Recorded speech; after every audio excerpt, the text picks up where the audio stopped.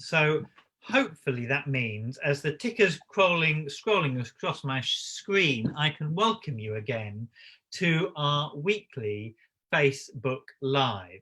I'll wait for all the people to join us, and hopefully now everyone is with us, and you can ask questions underneath this video on the Facebook page.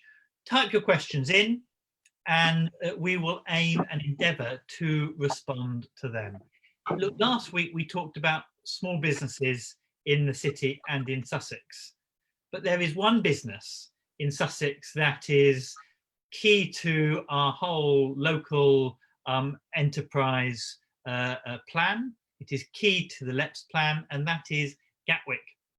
It is, of course, key for many people in terms of the hospitality that Brighton helps serve, but so many of my constituents here in Brighton Kent Town, of course, work in Gatwick and one way or another. Now, in the long run, of course, we want to see Gatwick getting greener and cleaner, but we want to make sure that is transitioned and that is done in a sensible way. And the COVID crisis has really hit a problem.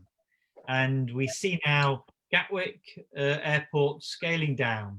We see British Airways talking about relocating to Heathrow. Some of us might have said that this is a long-term plan of them and they are using this as a escape route.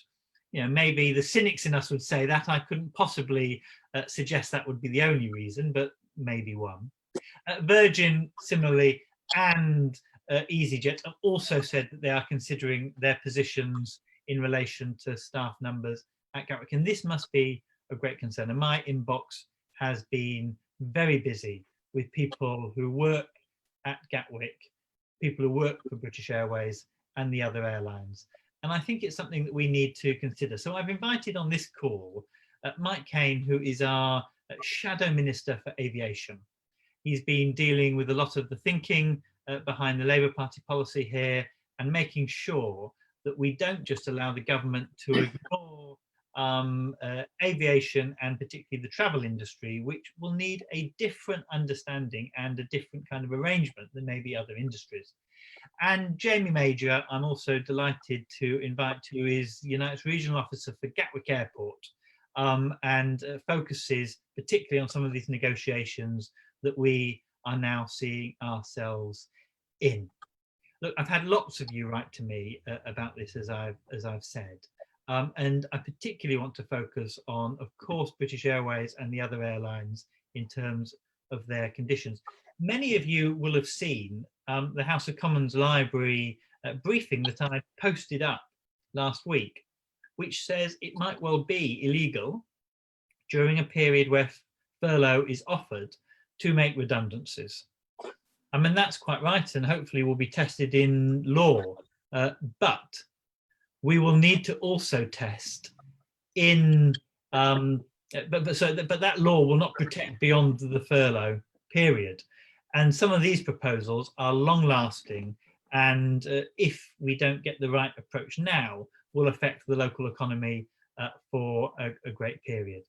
Mike, I wonder, I'll come to you first and then Jamie, if that's okay. I wonder if you could talk to us about what currently you think the government is offering the sector, and some of our concerns maybe from the Labour Party around some of these latest announcements. Well, firstly, Lloyd, thank you for inviting me on, and it's lovely to talk to your constituents. And well done. This is a really innovative way of how you engage with your community. So very, very impressive indeed. At the moment, as you know, we are trying to be constructive in a national crisis with COVID. But aviation for your constituency, as it is for mine, because Manchester Airport is in my constituency, is vital. And if you saw the Centre for Cities study just the other week, we see that aviation communities are going to be hugely impacted in the months and the years to come if we don't get our response right. And at the moment, we have criticisms of government.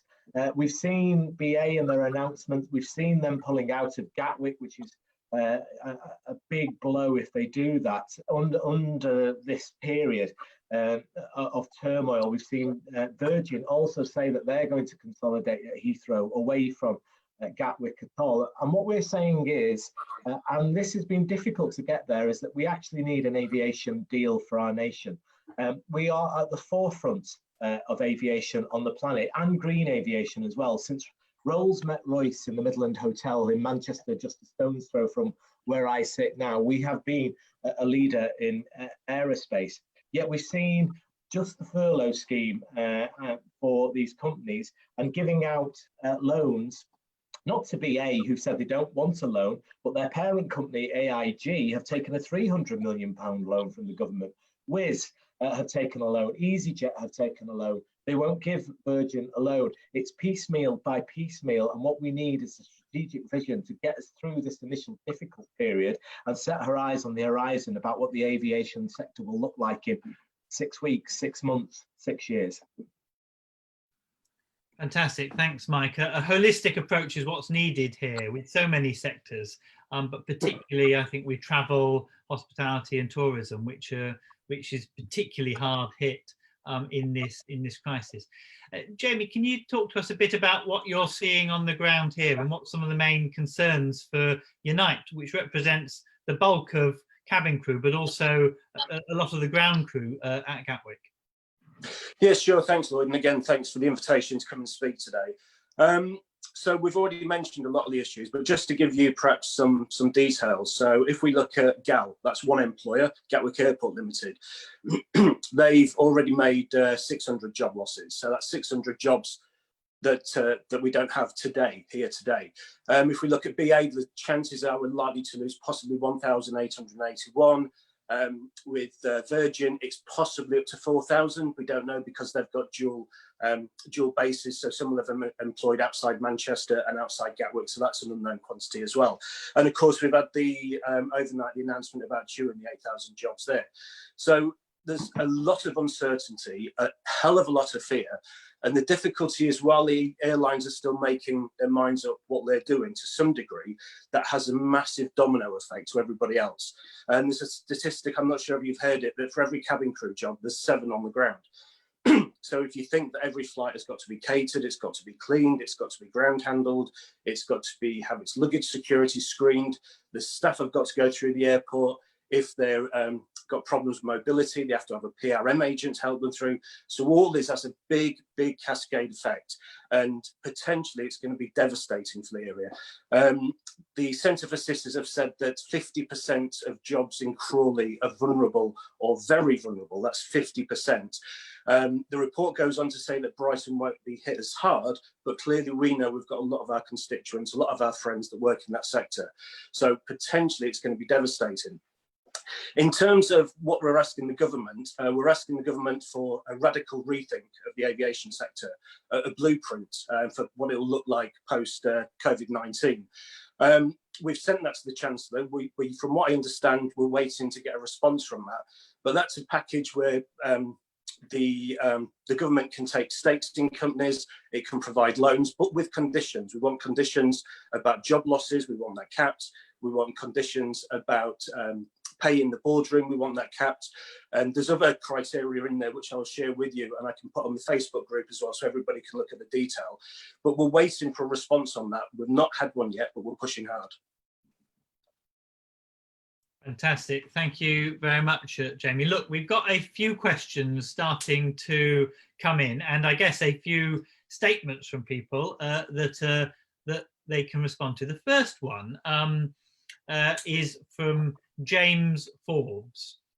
James says, why can't BA look at offering unpaid leave and part-time contracts, which already exist, to reduce their headcount and then I guess aid them through a transition so they know what is going forward? Now, I don't know if Jamie, this is something that Unite are in discussions with about, is there any flexibility on that so that very often workers are willing to be flexible on these things rather than see job losses permanently? I think, Lloyd, I think you mentioned this earlier, and the government job retention scheme was set up. It's supposed to do what it says on the tin. It's supposed to retain jobs. What we're saying is we're very clear that companies that are receiving furlough payments on behalf of their workforce should not start redundancy consultation. We're very, very clear on that. The scheme is the taxpayer, the government, paying those wages to give companies such as BA the time to take a breath, to take a pause, to see how the dust settles, to see what the industry looks like. Now is not the time to be starting redundancy consultation. We're making that very clear to BA and other companies. And yes, when we get to that stage, we will be talking about mitigation, about other ideas, about job share, part-time working. Of course, we'll talk about that, and we'll be happy to engage companies with that, but at the appropriate time. Now is not the appropriate time. I guess this goes partly to what you were talking about, Mike, in terms of needing a sectoral deal that would then have conditions on to say people shouldn't be losing their jobs early. Is that a kind of our vision of what a more sectoral deal would look like? What other kind of conditions or issues would we want included in that? Well, Jamie's right. So union cannot negotiate with a gun to its head over redundancies. And I think, BA, if it's going to be the national carrier, then it needs to act in the national interest. And, I really would urge it to act in the national interest. Jamie said it's a job retention scheme. As you know, Lloyd, we've supported government in the implementation, and we've pushed them on the extension of the scheme. But currently, the way it seems to me is BA are treating this as a job restructuring scheme. This is something they've wanted to do, to restructure, 12,000 employees they're intending to remove from their books. I have a neighbour, Rose, here in Manchester, who works at Heathrow as senior cabin crew. They have a 2-3 tiered system. They have long haul, they have mixed, and they have short haul. They're all on different terms and conditions. But if you are to retain your job with BA, you have to renounce those terms and conditions. Even those will be made redundant, and those who stay are going to get worse terms and conditions. And as you say, isn't the time to do this when we're facing a national crisis? Yeah. No, you're quite right. And that feeds into, I guess, what Michelle Sharp is saying here, which is probably less of a question and more of a statement, but I think a fair enough one. She says this needs to stop. It isn't about the survival of BA. It's about ripping up pay and terms and conditions. That's it. BA, stop, think again. I think there is a feeling that this is done in bad faith. Particularly at this time, everyone is suffering, everyone is making difficult decisions, particularly in the transport and hospitality sector. But some of the airlines, BA in particular, but also Virgin and EasyJet, seem to be using this, and some of the others seem to be using this as an excuse to restructure their staff operations, and with BA, their terms and conditions. Is that kind of how you see it in Unite, Jamie, or are there other things at play here? Yeah, you mentioned earlier, Lloyd, that perhaps you couldn't say. I think I'm more cynical than you, unfortunately. I think this is a deliberate attempt by BA to basically slash and burn the 2010 contracts. Mike mentioned there was different categories of workers at BA, and at Gatwick, the 2010 contracts are more expensive for them. And it's no secret they've been wanting to get rid of these for a long, long time. Unfortunately, the current climate gives them the perfect storm to come after these. And we've got to call it out for what it is. This is an attack on terms and conditions, on working people, on people's families and their communities. The difficulty is because of the uncertainty this is creating. You'll have heard BA say, first of all, that they're withdrawing from Gatwick potentially. Then they said they're coming back, but to a lesser degree. We don't know what that operation is going to look like yet. And because of all that certainty, I've had calls today from the caterers from that cater BA. They're going to be making redundancies, the cleaners. And so it's just got this domino effect because nobody knows what's happening. And as I mentioned earlier, for one job in the air, there's 7 on the ground. So the devastation this is going to cause is just I've never seen anything like this, and I've been a union rep and a union officer since I was 18 years old. They just absolutely, and I would echo the calls of that previous contribution that you had. They need to stop. They need just to stop, take a breath, take advantage of the job retention scheme, and then think, once we get out of this the other side, what they need to do and come and talk to us about it. We'll happily talk to them then, but not until then. You're quite right. You're quite right about that. Look, Tony, which I think touches on this now. He says not only do they want to remove 12,000 people, but change terms and conditions. It's not acceptable. Tony says, why can't legislation be passed to stop this kind of thing in a time of crisis? Mike, why haven't the government, kind of been clearer in the legislation that we passed in emergency legislation, or coming forward with a sectoral set of legislations that prevent this kind of thing happening? Well, I think we were very close to a sectoral deal about a month ago, and it was pulled by the Treasury.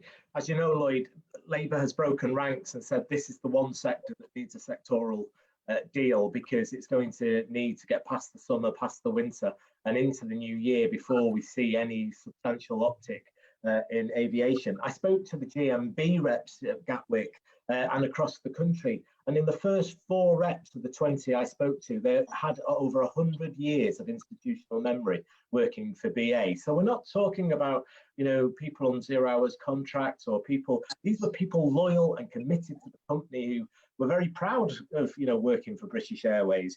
Now, I think one of Labour's conditions for a sectoral deal, we've laid down 6 conditions, and these will be published tomorrow. And one of them is that we've got to retain the jobs while the furlough scheme lasts. And not only do we retain the jobs, but we retain them at 100% pay. If you look at BA, Lloyd, they have £10 billion sitting in the bank. They have access to £3.7 billion credit. And our government has given them a £300 million, or its parent company AIG, commercial loan. We should be attaching strings to this huge bailout by the state for these huge corporate companies. Yeah, quite right. I mean, Alison Smith says the board have had a huge bonuses of this, and they've paid out, of course, to shareholders, and the staff, and they're trying to get rid of staff. She says it's obscene. It does seem obscene to me that this kind of thing is allowed to happen. I think there was Kate Esther earlier on in the comments said, are staff who are made redundant still eligible to remain on the furlough scheme? Now, this is probably quite a complex legal point. My general point that I mentioned earlier on is that the House of Commons published a report from the library, which is our research body, that says there would be a case in law, but every employment has to go through the courts and it turns on its individual case. A case on law to say whilst furlough is available, a company could be considered to be constructively dismissing people if they were to dismiss them during the furlough period. However, it doesn't explicitly say that consultations around redundancy, let's use that word maybe, say it like that, can't take place. And I think this is where we are. This is the problem that we're at the moment. There's a lot of uncertainty, and they're using this period to exploit a national crisis. Look, Sarah Louise says 79% of senior cabin crew are being made redundant. And Sandra says, nationalise, please. That has been one of the issues. I know that the German government have talked about an equity stake in their airline, the Italians equally, and the French and the Dutch have talked about taking equity stakes in their airlines so that it means that they stay afloat, but they also make sure that they profit when things get together again, when the economy picks up. Does Unite have a particular view around how the government should intervene, Jamie, on this point? Yeah, as I said earlier, we've got the radical aviation blueprint for the post COVID-19 world, and within there's a statement from Len McCluskey, our General Secretary, that says that the government should be looking to take stakes in companies and provide companies with basically controls what they can and can't do, such as the cap on job losses, the cap on dividend payouts, and payouts to the boardroom as well. I just want to come back to one thing you said a little bit earlier, and it's the technical point about redundancy consultation, if I may. And it is a technical point, but it's a very, very important point. Now, the job retention scheme does say redundancies can take place, I believe. But what the law says is that any redundancy consultation should be meaningful. Now, that's the important bit for me, the meaningful bit. Mm-hmm. So again, I've had unfortunately, another employer call me today to tell me that it's going to be making 350 jobs redundant in approximately 1 week's time at Gatwick. This is the ground handlers for Norwegian. And I raised this point with them, and my point is this, it's very simple. During normal times, if a company was to make such an announcement, first of all, there would be a meeting of all members. So there'd be a room with 350 members in, with a table with me and all the reps answering all their concerns, all their questions, and putting a plan together. We would then go into smaller groups, departmental groups, management, to ask what their proposals are, what their business case was. We would have training for reps, because this is quite technical. The collective redundancy regulation is quite technical. We'd have some specific training for reps face to face. Then we'd have all the one-to-ones, the pre-meeting before the ones-to-ones and the post-meetings after the ones-to-ones, just to give the member feedback about how it went. We can't do any of that. What's happening at the moment is we're getting one phone call saying, by the way, we're going to issue redundancy notices next week, bypassing all that opportunity for meaningful consultation. So that's the technical bit that we're arguing against, because that can't happen while people are furloughed. But coming back to your substantive point, Lloyd, and apologies, I wasn't ignoring that. But yes, Unite's position is that the government should be taking stakes in these companies. I mean, we did do that, didn't we, when the banks went bust? That's how we bailed them out. We took stakes in them, and then we sold them off later. Now, there's maybe other ways of doing it as well. You can look at many ways of doing this, but that does seem like something that should be on the table. Now, let's see. I've got another question here from Bernie Ruddy. They say, in previous crises, BAs have offered things like voluntary unpaid or half pay when they've needed to reduce the numbers quickly. This is a massive leap without the current proposals are a massive leap without trying any other options first. Can any pressure be brought to bear to look at other options? I guess that's what we're trying to do, or you're trying to do, Mike, in terms of pushing for a better deal here. Do you think the government will be able to put pressure on BA to look at this again? Well, just back to Sarah Louise's point, one of our 6 tests, if I can just say, Lloyd, is the fact that there should be no dividends paid while they repay loans on the commercial rate back to government. I think that's, we're going to make that pretty clear in the next couple of days. This is, I stress again, this is a national crisis, and every time we have a crisis in the airline industry, like 9/11 or the ash cloud, or all the other, the Iraq war, when traffic completely collapsed, the airlines can't keep using this as the guide just to reduce the terms and conditions. I'll come back to it. This is the national flag carrier. It's got to act in the national interest, and it just has to. And at the moment, I'm not criticising any individuals in any airlines at all. I'm just saying to them that they should step up to the plate, like everybody else is doing, like every individual who's staying home and protecting the NHS. They've got to step up to the plate too. They cannot use the guise of the COVID-19 virus and the national emergency to reduce the terms and conditions and sack people when, as Jamie said, they have no union representation currently, because they can't be represented adequately in the workplace because of the situation that we're facing. Lloyd, you need to unmute. Sorry about that. Sorry, it is a perpetual problem with this. Do you mute and then forget to unmute, or do you stay live? Look, I can see here that that this must cause a real stress on many of your members, Jamie, and many of the people that work in the wider area, and particularly when there's an idea that there might not be many jobs going in the broader economy after this. This must put a real stress in terms of the mental health and awareness, the mental health and well-being of many of the members during this time. Have many of your members reported that this is causing them real difficulties in that area? Yeah, absolutely. It's the depth of the cuts, and it's because of that unknown that we're waiting for airlines to make decisions, and you could argue they're playing games a little bit with, but is it posturing to get more money out of the government, or what is it? So lots of my members are reporting kind of, I had one one of my reps on the phone today, and it was this joint call I mentioned earlier where the company had just said, oh, by the way, you're going to get your notice of redundancy within about 10 days. And we took a pause, and the individual basically just said, look, this is a death by 1,000 cuts. You just keep giving us more and more bad news.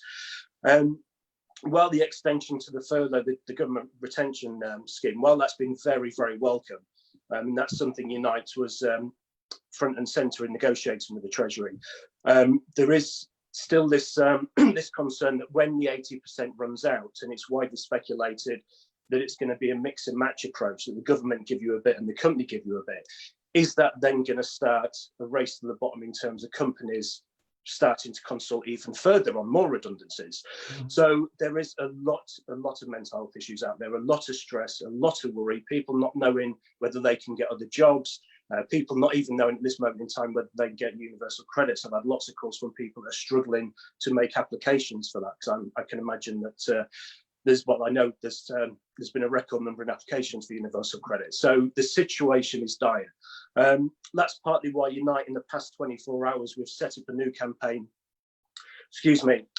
protect jobs, our community, our airports. And that's dedicated to Gatwick and the local communities to try and create a vehicle, a campaign vehicle, not only for the workers at Gatwick, but the workers outside of Gatwick in the local communities, and indeed the communities themselves. So that's something we're going to be launching on our Facebook group very shortly. But it is, the situation is dire, and we're still in a very difficult position because nobody knows yet how deep this is going to go.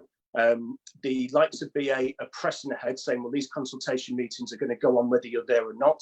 I've got some of the ground companies, they're saying, well, look, we're taking the lead from So they're going to continue, so they continue with the consultation meetings, even though there's no one is able to really attend them. I've got a company at Gatwick that has told me that the meetings will be going ahead whether you're there or not. And from what I understand, that's something that's been mirrored by BA as well. But yes, as we're speaking now, I've got a company at Gatwick that have said, by the way, the meeting went on, but you wasn't there. And again, it comes back to this point. We cannot, a company cannot exercise its right to meaningful negotiations. It cannot discharge that duty under law if we can't be in the room. Now they're saying we can do it over the phone, but it's just not the same. It's just not the same to have conversations which have got such far-reaching consequences for so many people. We have to wait, get people back to work, and then start these conversations. Otherwise, that's just adding to the stress and mental health issues of our members. Oh, yeah.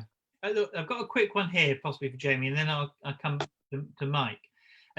Elizabeth Young says, can you clarify that BA cannot recruit for 2 years if they go ahead with redundancies?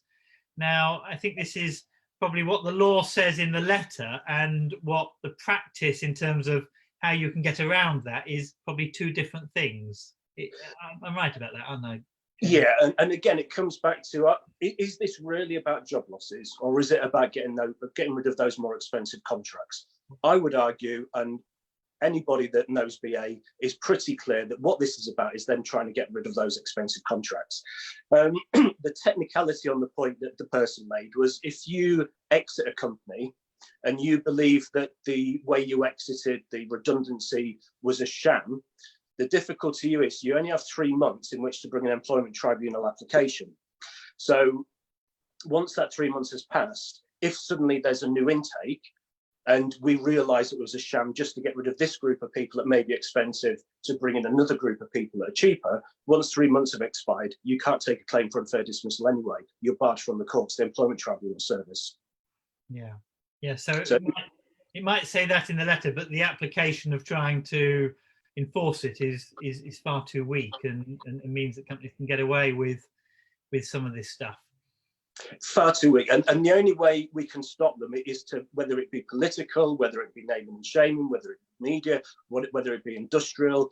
Len McCluskey, Unite's General Secretary, is that no stone will be left unturned. Whatever we need to throw at BA to stop them, to get them to take a breath, to pause, to stop, to get through the government retention scheme, start getting people getting back to work, and then have meaningful negotiations. And then we can start talking about some of this mitigation, what we can do to try and work together to try and rebuild the industry and rebuild the airlines. We're happy to have those conversations, but after we get through this.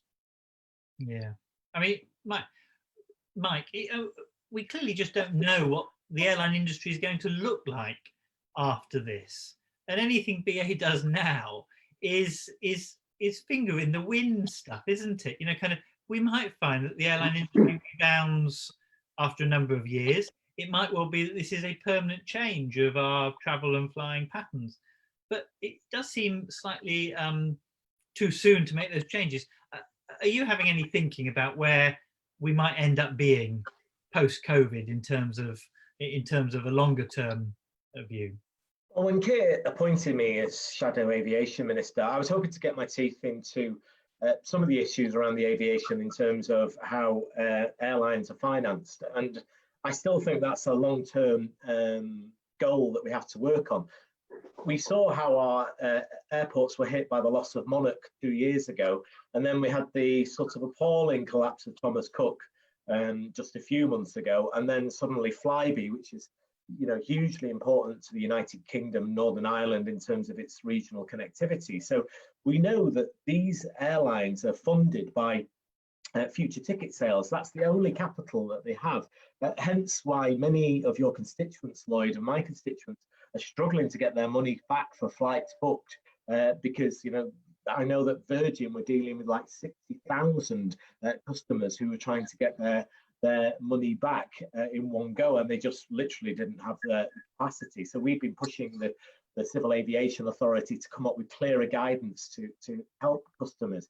But the government has to set out what the aviation plan, what they think it looks like in 6 months, 2 years, 6 years, and then we can cut our cloth accordingly. Because what we could have now is that not just a collapse of a number of airlines, but we could see a collapse of a number of regional airports. Now, I don't include Gatwick, even though it's had a bad week or two with the announcements of BA and Virgin. I don't see it. I see the levelling up agenda being ruined that the government wanted because airports under 3 million are going to really, really struggle to get through this. And then we know that these big four airlines, BA, Ryanair, EasyJet, will have a whip hand at the airports about where they land, where they go, what the fees will be. And ultimately, customers and consumers will have less choice. So we still want to see a competitive, open, free market that is in the benefit of consumers. And, I'm sure as well, we want to build back better. We want a greener aviation industry going forward. And what we could find is that we see all these older jets decommissioned, new operators coming in and operating with older, less fuel efficient, noisier jets landing at our airports, which puts our carbon agenda back years if we don't get this right. Mm-hmm. Yes, quite right. Look, I've got one here from Eric. Now, this is slightly off-piste, but related, I suspect. Should the government reconsider the idea of quarantining any travellers coming into the UK, as this will discourage most people to travel? There surely must be other ways of filter passengers coming in or out of the UK. Well, my view is that we should have, when we were in the beginning of lockdown, we should have imposed those restrictions. And it seems strange, as we're now talking about relaxing some of the lockdown rules, that you're putting a noose around the neck of many of the travel industry. Now, I understand, of course, why you might need to put restrictions. I'm not a medic, but it does seem strange to have done it that way round. Is there a particular view, Mike, from you on that? Well, I'm astonished, and I think most people in the industry are absolutely astonished, and Eric's right to raise it. Why introduce? We've asked the government for the scientific evidence, but effectively, Lloyd, we don't think there is any evidence of this. The late stepping up, they were slow to react. They should, if they were going to do this, they should have done this 2, 3, 4, 5 weeks ago. And I just don't think it's a policy that will survive the test of time, because President Macron picked up the phone to Boris Johnson 6 weeks ago and told him to close the borders and shut Britain down, and he finally told us to stay at home. And then when he introduced quarantine, announcement at the weekend, President Macron picked up the phone again and said, "You're not including France in that," and suddenly, like, he excluded France. So what stopped anybody from taking a train from Bilbao in Spain to Marseille and then flying into the UK, and they won't have to self-isolate? What stops anyone flying anywhere into Charles de Gaulle, flying into the UK and not isolating? And then those people we get to our airports, Lloyd, you know, where are they going to self-isolate, and how are they going to get there? They're going to have to take the train, the Gatwick Express. They're going to have to take the tube, the tram in Manchester, you know, exposing people to it. I think it's a nonsensical, thought out on the back of a packet, that policy. Yeah, a lot of the policies sometimes seem to be about trying to make people feel better rather than actually doing what we need to do medically and scientifically. You know, if we really wanted to do things, we could be, you know, could have been taking people's temperatures, for example, at least at airports. Jamie, do you have a particular view on this and the government's handling of the general crisis for aviation? I'd just echo all the views that from the two of you. The one that we're talking about now, again, it just seems completely knee-jerk and back to front. Why didn't it happen at the start, when our own freedoms and liberties were being restricted and our own movements were being restricted? It seemed to, if that decision was going to have been made, it seems to the appropriate time would have been to make it then, not as our freedoms and movements are being relaxed. They start quarantining people now. It just seems as if somebody's tapped Boris on the shoulder and said, "Don't you think you need to be doing something more?" Similar to what you said, is it just something to try and make people feel good, to make people feel safe? It just doesn't seem to follow any of the medical science, and like everybody else, I just don't understand it. Lloyd, yes, Jamie's right. So 18 million people have landed since the lockdown in the UK without any quarantine whatsoever, which is just astonishing that, you know, the horse has fled and we're bolting the stable. Just on the positive side, though, EASA, which is the European Safety Agency, has been commissioned by the European Commission to look at a plan to restart aviation and to restart it in a safe way. We're either expecting that report today or tomorrow. Interestingly, Unite are represented internationally on that through the European trade body. Unfortunately, our government isn't represented on that because, you know, we're taking back control and exiting the European Union, allegedly. So, you know, I think that will be the way, if we can do it cooperatively with the nations around us. That will be the blueprint, hopefully, to restart aviation and get reciprocal agreements between countries as quickly as humanly possible. Yeah, I think there seems to be some, you know, kind of whatever comes out of this crisis, we need to work with our international partners to try and make this work. And I mean, it's a good example that you gave with Macron. If you have one country doing one kind of policy and another country doing another kind of policy, you end up leaders phoning each other up. You have this mix match, and all the current policy does with the 14 days with the French exclusion is a great boost for Charles de Gaulle and French airports, which will now benefit under that policy, but it won't particularly help anyone out. Good for Air France, but not particularly good for us.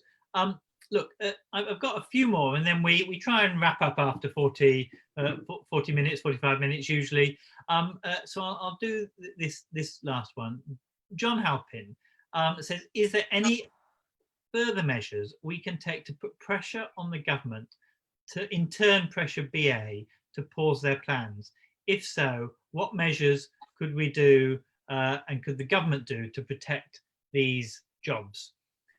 Well, I guess that if I'm your MP, if you've got Peter in Hove as your MP, or then probably we're already busy working on these things. If you're watching and you've got another MP, whether it be our friend in Crawley and Mid Sussex and Reigate and all these other areas where we've got Conservative MPs, then you need to be putting pressure on your Member of Parliament directly, because they will make a make a real difference, and their voice is really important in the government, to make sure that they're listening.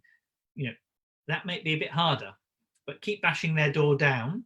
But there are things also that we as the opposition party will be continuing to do that I think we've outlined. But are there things that they can do to help us?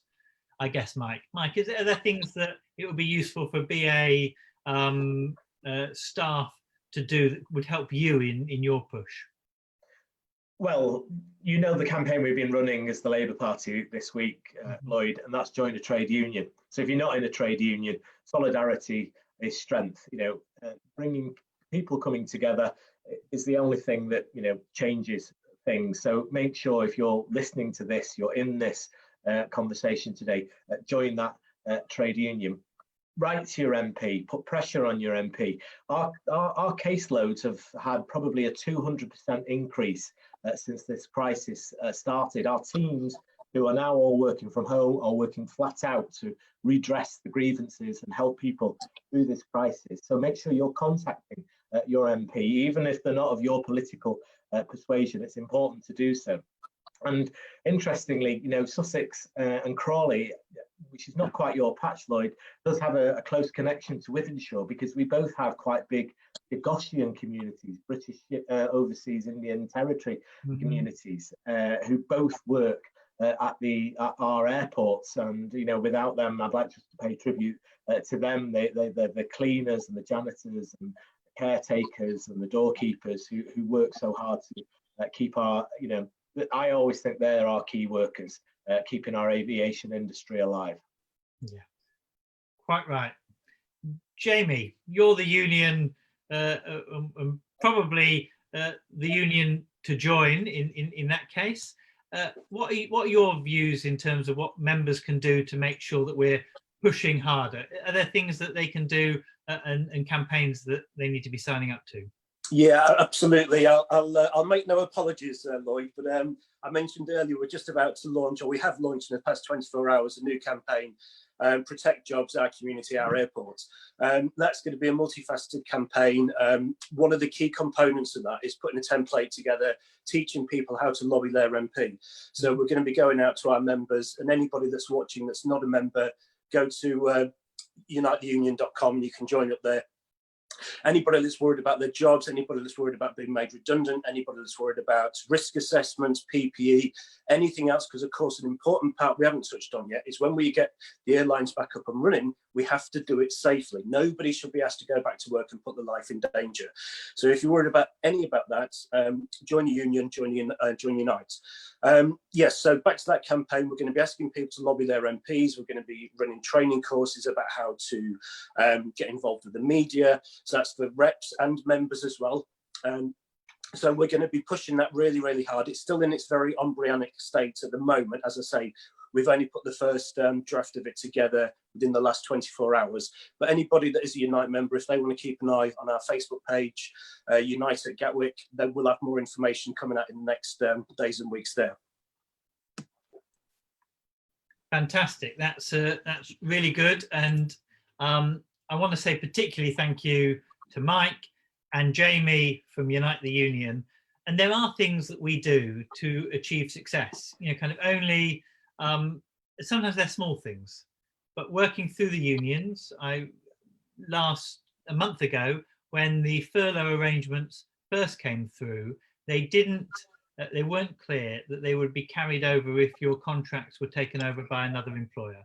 We saw that with a baggage handling company at Gatwick particularly, and we raised it with the ministers, and they changed their guidelines so that anyone that's transferred over, your undertakings are transferred over to a new company, then you have to continue if you were being furloughed. So there are things that we've achieved, even in the small time, those technical changes that make a real difference to whether people are able to survive this period or not. Now, this is clearly a much bigger campaign, and it's a much bigger fight.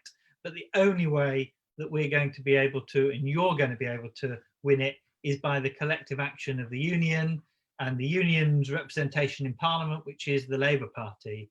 And we will all work together to make sure that happens. I'll leave you with this. Jackie Cooper Smith says, after 42 years in service, she feels worthless now.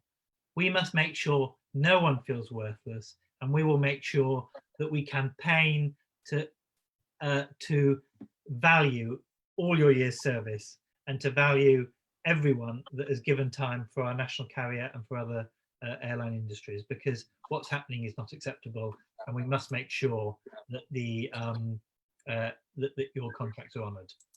Look, that's the end. Thank you very much, everyone. Thank you, Mike. Thank you, Jamie. Thank you, everyone, for listening. Thank you, Lloyd. Take care, everybody. Stay safe. Stay safe. Good night.